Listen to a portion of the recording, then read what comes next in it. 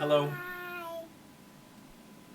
special guest first, and Pastor Sam with a reflection on, I think, something like the famine of labor. I did, if you watched my reflection last week, it was about the supply chain, which is probably maybe something you've never even heard of, but is something that I experienced and worked with for a while until I was laying out the problems with being a supply chain and a global supply chain, and especially why you may want to go buy some toilet paper. That was one of the conclusions. The one that I'm doing this week is kind of along the same lines, except maybe thinking on a longer scale. And that's what I'm calling a famine of labor. And I want to explain a little bit more what I'm seeing and hearing from folks. And so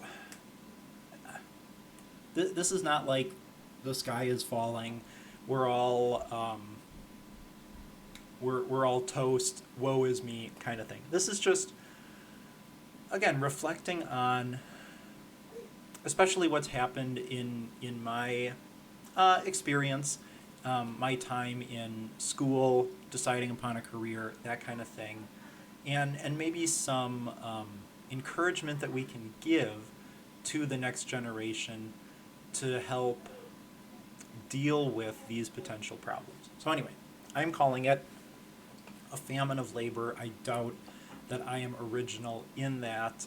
People are probably talking, I'm sure somebody else is talking about this in different terms, but I mean, if you hire a contractor, it takes them a long time to do the thing. And I'm talking today specifically carpenters, plumbers, electricians, but other general things too, kind of handyman sort of things. If you need an electrician to come and look at a thing, we at Faith have been talking to an electrical company about trying to get some work done for us, and it's been, I mean, since the day we talked to them, it's been at least a month, right?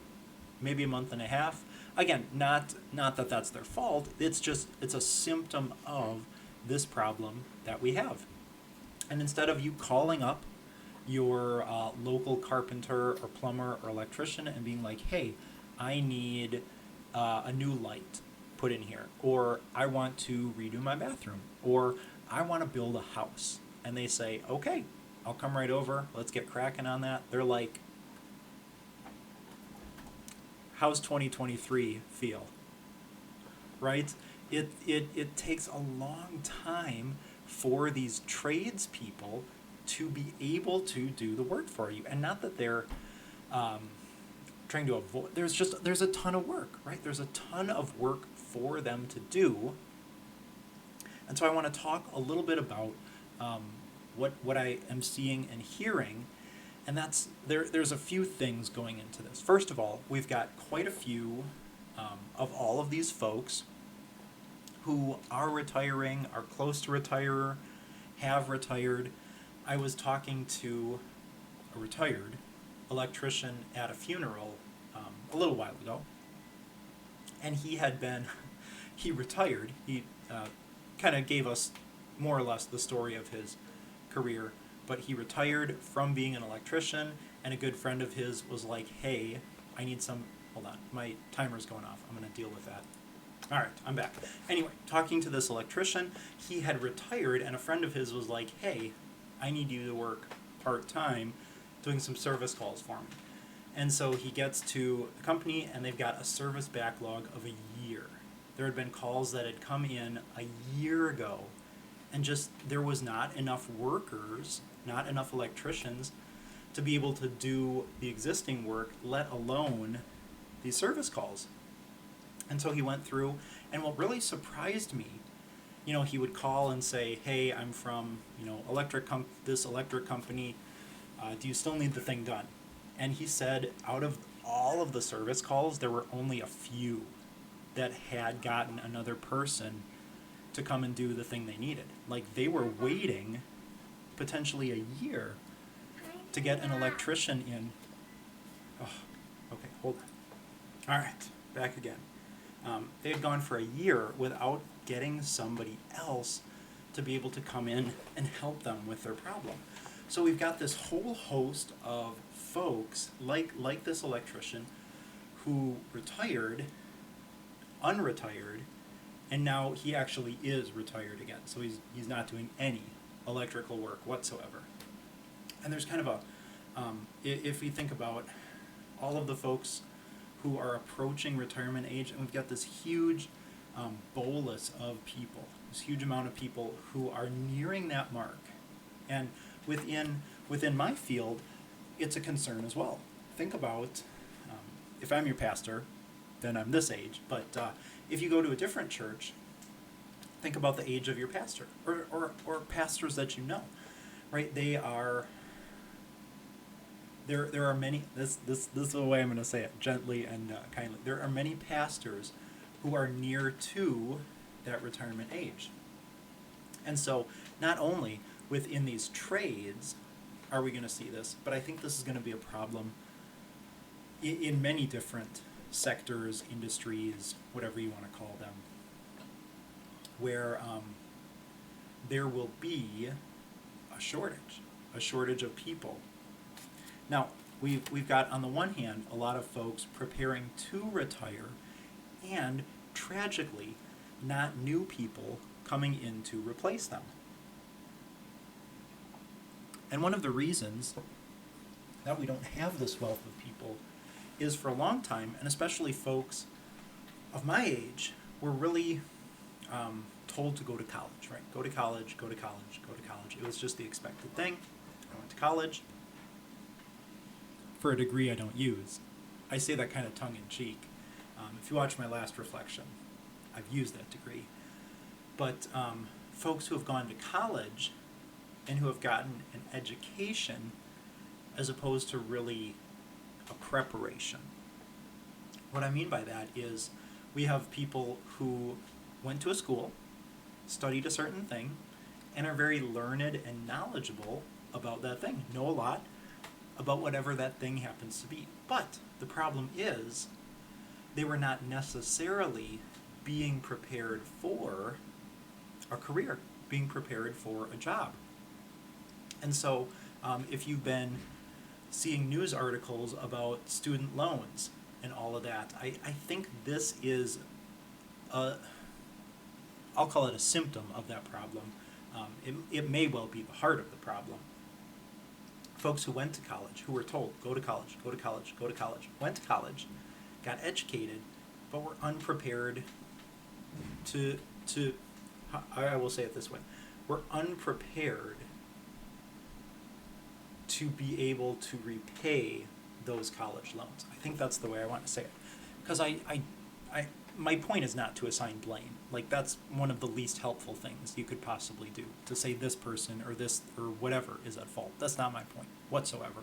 I am less than concerned about assigning blame. But we have individuals who were not necessarily prepared to become carpenters, electricians, plumbers. And that's a shame. It's a shame because I enjoy being inside when I use the bathroom. And I enjoy having electricity and being able to sit in a nice cozy room and have lights on and computer going and internet and all of that good stuff. I enjoy living in a house. Things which are made through the work of tradespeople. And I think we have this incredible shortfall happening now, but especially coming, where if you need a house built, it's just not going to happen. If your toilet leaks, you could probably find somebody to come and turn the water off and resolve that, but that may not always be the case. And so my encouragement is where we direct the next generation. Not saying mine is lost or anything like that. There are plenty of folks who could become carpenters, plumbers, electricians, other things as well. But to be recommending to the next generation, to the kids who are in elementary school, high school, even now, that working with your hands is not a bad thing. It's not a dirty thing. It might be physically demanding, I'm sure it is, right? But it's not somehow inferior to I don't know what, right? There's nothing wrong with being a carpenter or being a plumber or being an electrician. It's a good, honorable field. It's a way that you can please God by serving your neighbors. Oh, and by the way, I don't know what a doctor gets paid, but I happen to think we are not too far off from them making less than these tradespeople. And also, a carpenter doesn't have the same liability insurance that a doctor does. So there's that benefit as well. That's just sort of an incidental thing.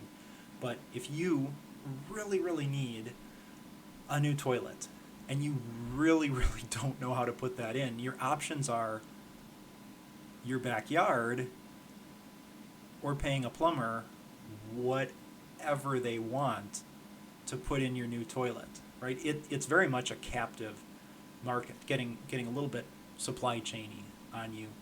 If a plumber wants to charge $1,000 an hour to put in a toilet,